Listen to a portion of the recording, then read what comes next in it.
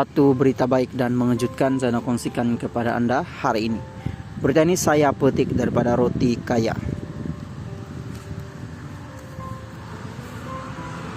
Belum Ubay dan Sila Hamzah bernikah, ini pula masalah yang dialami mereka sekarang. Isu rumah tangga ibu bapa Ubay pastikan emosi Sila Hamzah tidak terganggu. Kekasih kepada Sila Hamzah yaitu Ubay berkongsi penyanyi itu memerlukan ruang untuk bertenang susulan hangat diperkatakan mengenai isu rumah tangga ibu bapanya. Metikpedia hiburan, Ubay berkata Sila kini sedang bercuti daripada aktiviti seni serta dia tidak turut memberikan nasihat kekasihnya itu supaya kurangkan melihat komen berkaitan isu berkenaan.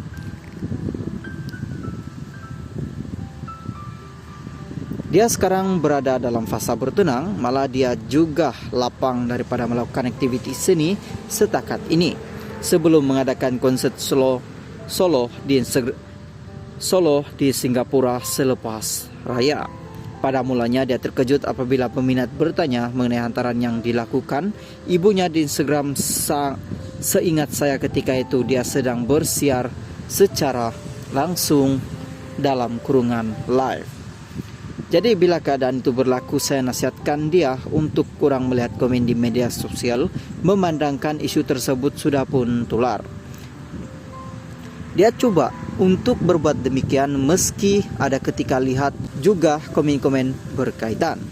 Saya nasihat agar dia positif, mudah-mudahan ada hikmah akan datang di balik apa yang berlaku, katanya. Dalam pada itu Ubay berkata dia coba mendengar setia serta memastikan emosi kekasihnya itu tidak terganggu, apatah lagi Sila mempunyai kebimbangan. Kami maklumkan mengenai status hubungan di media sosial pun ada warganet yang memberi reaksi berbagai, kemudian timbul pula isu berkaitan dengan keluarganya hingga diperkatakan. Jadi untuk mengawal keadaan itu, dia banyak bertanya kepada saya. Kalau dia rasa dalam keadaan yang tidak oke, dia akan hubungi dan luahkan. Ada ketika saya bersama rakan-rakan lain akan berbuka puasa bersama dia. Kiranya kami coba untuk buatkan dia tidak terlalu memikirkan hal yang sedang berlaku. Saya pesan kepadanya juga untuk menyibukkan diri, isi masa dengan berbagai aktiviti. Dia pun ada kebimbangan, jadi perlu untuk elakkan daripada berserang, katanya.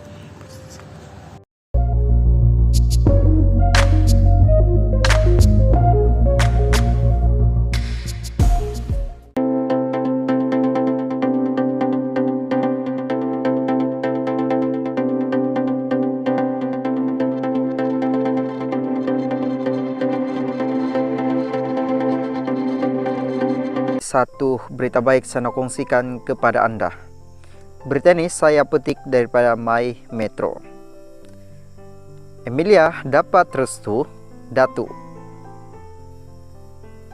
Kuala Lumpur mendapat restu daripada datunya, menguatkan lagi hasrat pelakon Emilia 27 bertanding dalam Miss Malaysia pada tahun ini. Emilia berkata ia berikutan ada sesuatu yang berlaku dalam keluarganya baru-baru ini membuatkan dia rasa mungkin patut menjadi serius mengenainya.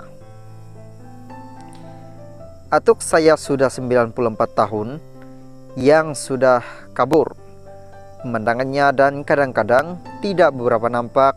Saya setiap kali datang berjumpanya, pendengaran dia pun kurang jelas. Ibu saudara saya ada hantar video bertanya kepada saya sama ada patutkah saya sertai Miss Malaysia.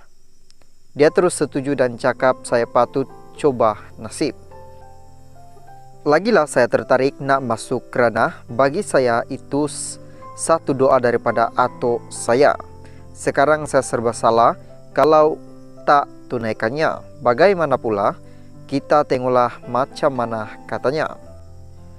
Pelakon filem Pulau itu akui banyak hal terutama kerja juga perlu dipertimbangkan sebelum menyertainya kerana dia tidak berhasrat melakukannya hanya suka-suka saja. Sebab sekarang banyak urusan kerja, masih perlu saya pikir juga untuk mengambil peluang pergi ke luar negara. Jalani latihan, semestinya saya kena beri yang terbaik dan perlu tersusun, katanya. Pada masa yang sama, dia turut mengambil kira prinsip yang diperjuangkan dalam pertandingan itu, terutama apabila menyentuh soal pemerkesanan wanita dalam membuat pemilihan.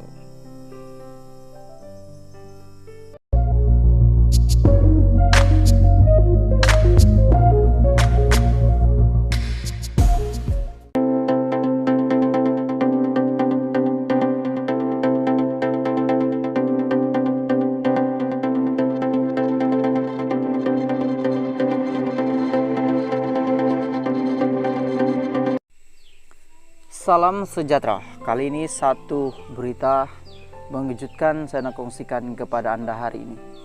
Mungkin Anda terkejut dan juga sedih mendengar berita ini. Berita ini saya petik daripada My Metro. Berita utama, Farid napeluk Diana elak. Dalam kurungan Metro TV.